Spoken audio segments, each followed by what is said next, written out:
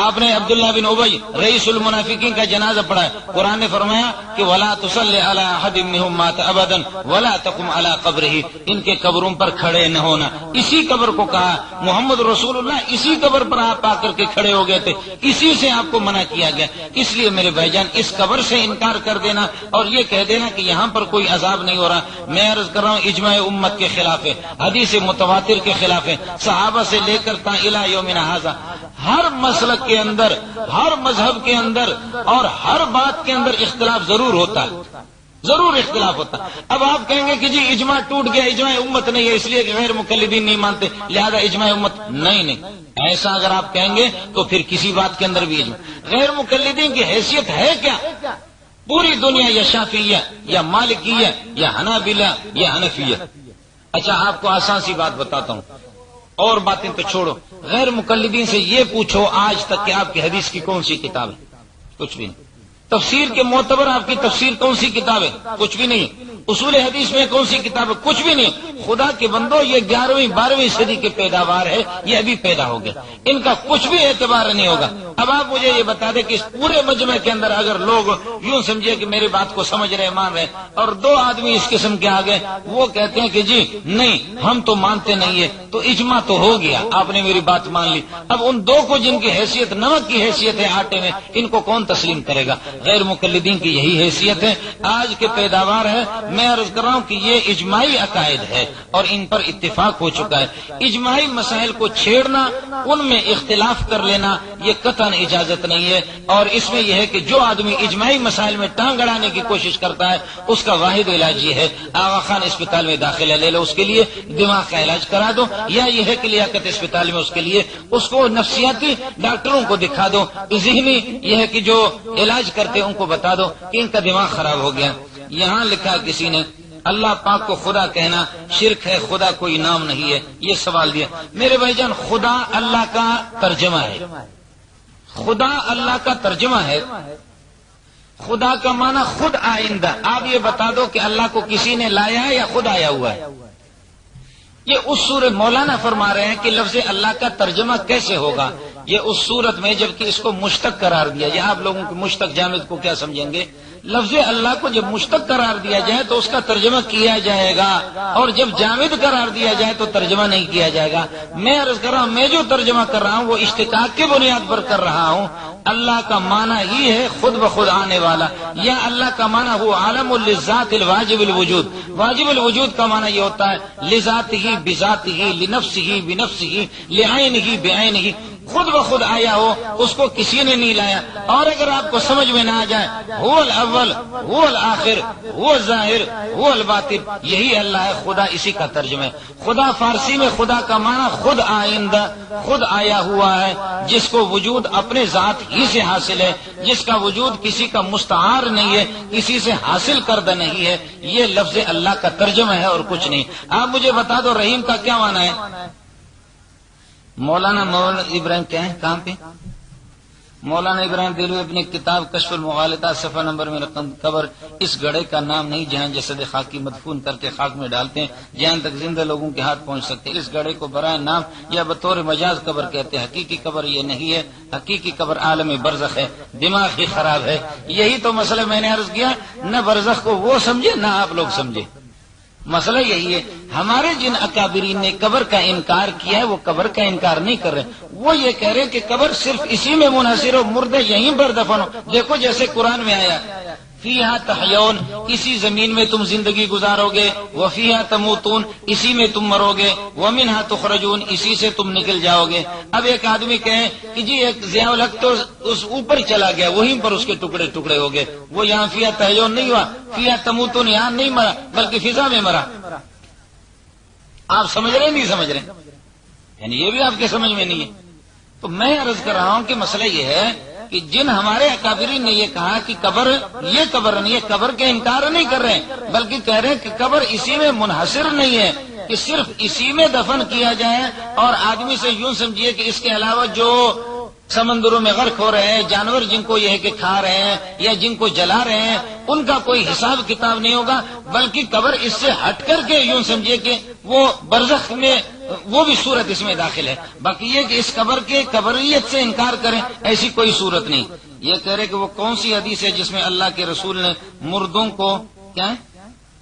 مردوں کو ناف اور عورتوں کو سینہ پر ہاتھ باندھنے کا حکم دیا ہے؟ حدیث ہے بھائی، مستدرک حاکم کی بھی روایت ہے، ملفوظات انور شاہ کشمیری میں اللہ انور شاہ کشمیری رحمۃ اللہ علیہ نے بھی روایت نقل کیا ہے، اور اس میں یہ روایت ہے کہ الفرق بین صلاۃ الرجل و بین صلاۃ المرأة، یعنی مستقل حدیث ہے، انشاءاللہ اس کا حوالہ ہم آپ کو دے دیں گے۔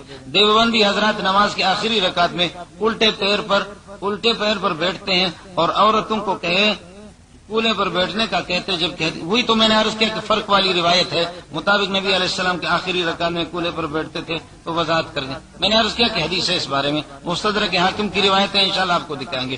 کیا نبی علیہ السلام کی والدہ، والد اور چچا عبد المطلب تیار کردہ علمی کیسٹ گھر، فون نمبر 68229999، موبائل 03332179409۔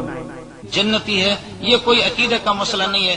کشف الخفا و مزیل الالباس جو علامہ عجلونی رحمۃ اللہ علیہ کی کتاب ہے، اس میں علامہ عجلونی رحمۃ اللہ علیہ نے ایک حدیث نقل کی ہے، بہرحال وہ فرماتے احیاہما فآمنا بہ ثم ماتا، اللہ تعالیٰ نے نبی پاک صلی اللہ علیہ وسلم کے والدین کو زندہ کیا تھا، اور ان دونوں نے آپ پر ایمان لایا، ثم ماتا، پھر دونوں کا انتقال ہو گیا۔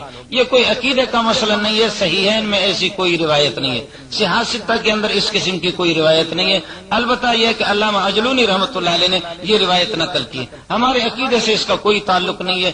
آپ سے یہ نہیں پوچھا جائے گا کہ رسول پاک صلی اللہ علیہ وسلم کے والدین جنتی تھے یا جہنمی تھے۔ البتہ میں نے آپ سے عرض کیا کہ علامہ عجلونی رحمۃ اللہ علیہ وہ ناقد الحدیث ہے، اور اس نے اس کو یہ ہے کہ نقل کیا ہے۔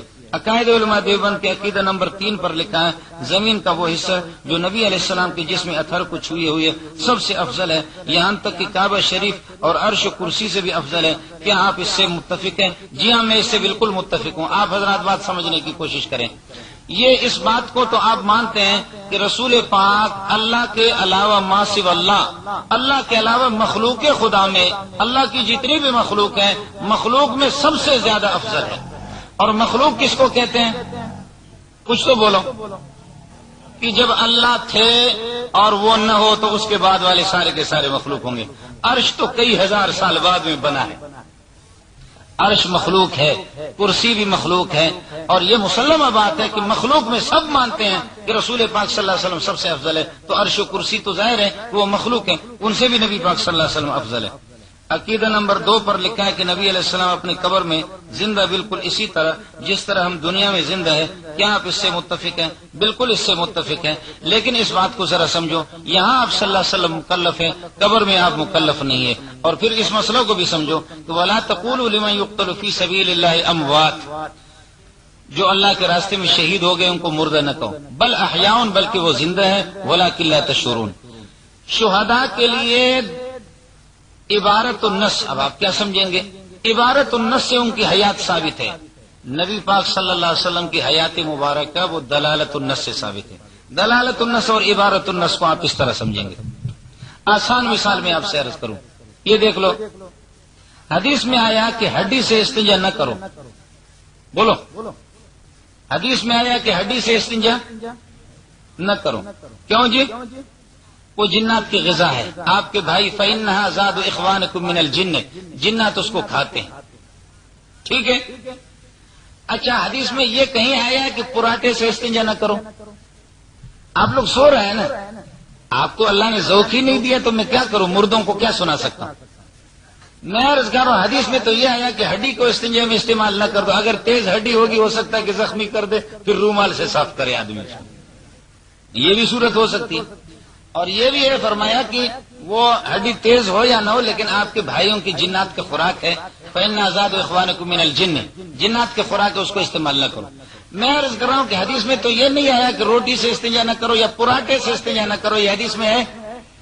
بھائی کچھ تو بولو، نہیں ہے۔ لیکن ہم کیا کہیں گے؟ ہم یہی کہیں گے کہ جب وہ ہڈی خالص ہمارے غذا نہیں ہے بلکہ ہمارے بھائیوں کے غذا ہے، اس سے جب استنجا کی اجازت نہیں دی گئی ہے تو پراٹھے سے بطری کا اولا ہی اجازت نہیں ہوگی۔ یہ ہے دلالت النص.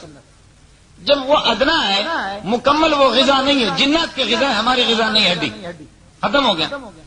وہ مکمل غذائیت اس میں نہیں ہے. اس سے جب اجازت نہیں استنجا کی تو پراٹھے سے بطریق ہے وہ اعلیٰ درجہ کے بطریق اولائی، اس سے اجازت نہیں ہوگی. اسی طرح میرے بھائی سمجھ لو، شہداء نبی سے ادنا ہے، ان کے لیے حیات ثابت ہے تو انبیاء کے لیے بطریق اولائی ثابت ہے. اس کو کہتے ہیں دلالت النص. قرآن نے شہداء کی حیات کا اعلان کر دیا ہے، جب اس کے لیے اعلان کر دیا.